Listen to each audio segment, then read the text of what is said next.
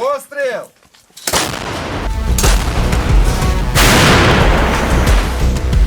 যুদ্ধে দীর্ঘ টানাপোড়েনে চরম মানসিক ও শারীরিক ক্লান্তি এখন ইউক্রেনের ফ্রন্টলাইনে স্পষ্ট। রুশ আক্রমণের চাপ বাড়তে থাকায় কিছু এলাকায় ইউক্রেনীয় বাহিনীর মনোবল ভাঙার খবর আসতে শুরু করেছে। কেউ কেউ সামনের লাইন থেকে সরে যেতে চাইছে, কেউ আবার নিরাপদ পজিশনে ফিরে যাচ্ছে বলে অভিযোগ উঠছে। এমনকি ফ্রন্টলাইনে যাওয়ার ভয়ে ক্যাম্প ছেড়ে পালাচ্ছে হাজার হাজার ইউক্রেনীয় সেনা।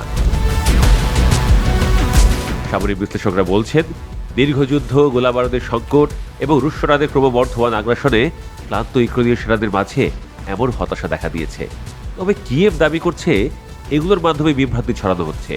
যুদ্ধের ফ্রন্টলাইন এখনও ইউক্রেনের অনুকূলে বলে দাবি করছে কিয়েভ, কিন্তু যুদ্ধের বাস্তবতা আর তথ্য মিলেই পরিস্থিতি আরও জটিল করে তুলছে। কিয়েভের ৩৫ বছর বয়সী এক অফিস কর্মী আল জাজিরাকে জানান, তাকে জোরপূর্বক সেনাবাহিনীতে ঢোকানো হয়েছে। তিনি দুবার ইউক্রেনের সামরিক প্রশিক্ষণ কেন্দ্র থেকে পালিয়েছেন। ৬ মাস আগে কাঁটাতার ভেঙে পালিয়েছিলেন তিনি। সে দাগ এখনও তার হাতে রয়েছে। তিমোফিয়ের অভিযোগ, তাকে যে প্রশিক্ষণ দেওয়া হচ্ছিল তা ছিল পুরোপুরি আনুষ্ঠানিকতা। বাস্তব যুদ্ধের জন্য সম্পূর্ণ অপ্রস্তুত থেকে গেছেন তিনি। এই ইউক্রেনীয় যুবক বলেন, ওরা জানেই আমি প্রথম আক্রমণে মারা যাব। কোনো বাস্তব প্রশিক্ষণ নেই।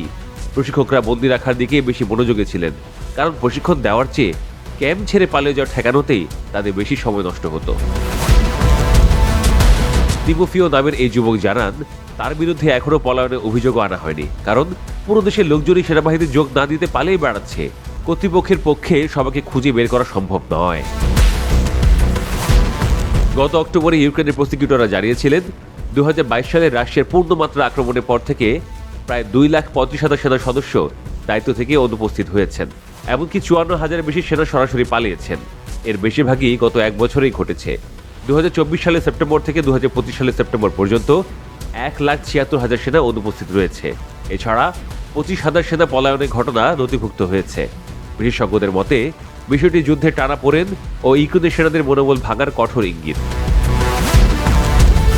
ইউক্রেনের স্টর্ম ট্রুপসের শীর্ষ কমান্ডার ভ্যালেন্টিন মানকো বলেন, রাশিয়ার এত বড় সেনাবাহিনীতেও এত সেনা হঠাৎ করে গায়েব হয়ে যায়নি।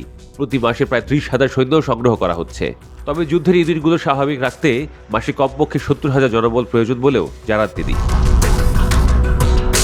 সেনাদের পালিয়ে যাওয়ার এই সংকট ইউক্রেনের সামরিক দুরবস্থাকে আরও জটিল করে তুলছে। নভেম্বর মাসে রাশিয়া পূর্ব ইউক্রেনের প্রায় ৫০০ বর্গ কিলোমিটার এলাকা দখলে দিয়েছে।